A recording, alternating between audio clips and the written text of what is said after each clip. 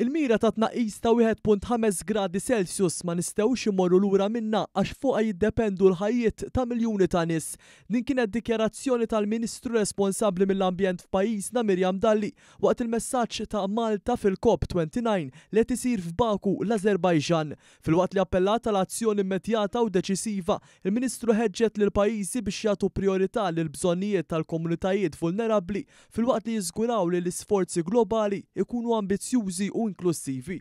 Fil-kummenti tagħha f'isem Malta l-Ministru spjegat miżuri speċifiċi li l-COP29 irid iwettaq biex jindirizza b'mod effettiv il-kriżi klimatika li qed tiżdied.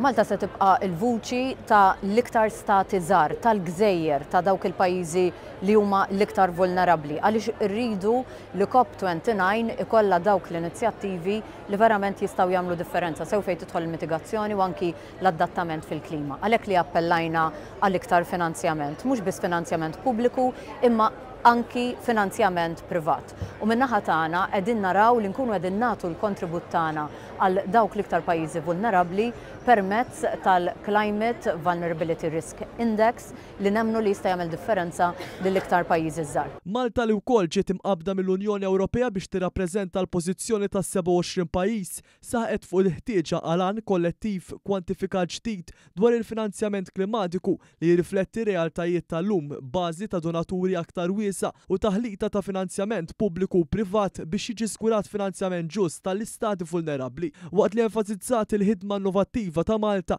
il-Ministru wriet kif modi innovattivi jistgħu jiġġeneraw fondi ħodor għal stati żgħar, żviluppati u pajjiżi li qed jiżviluppaw. Matul id-diskors tagħha l-Ministru Miriam Dalli qasmet ukoll l-isforzi kontinwi ta' Malta biex tilħaq in-newtralità klimatika, inklusi twaqqif tal-Climate Action Authority biex tiżgura metodu integrat fis-setturi kollha.